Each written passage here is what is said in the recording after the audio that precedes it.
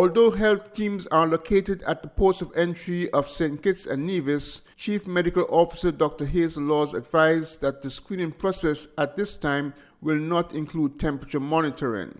Dr. Laws said the World Health Organization, WHO, and the Pan American Health Organization, PAHO, do not recommend the region engage in that kind of mechanism at the moment. What this is really saying is that it's not very effective for us to have temperature screenings at our ports of entry because, as you've heard already, there are a number of persons who may be infected by the virus, and within the incubation period, they may not exhibit any of the symptoms. For example, they may not mount a temperature or a fever, and so they would pass the temperature test, and then they would still be infective.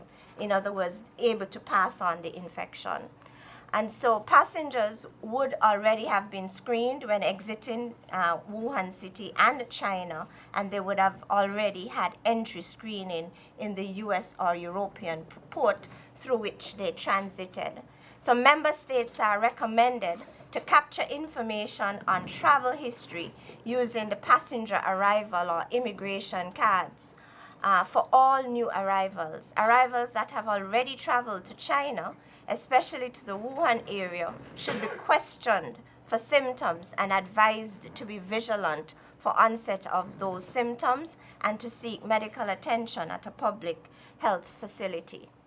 Meanwhile, the CMO said doctors and nurses have received medical education sessions, and this will continue as new information is learned about the novel coronavirus, while surveillance have been strengthened at ports. While surveillance is being carried out at all ports, cruise ship passengers are less of a concern.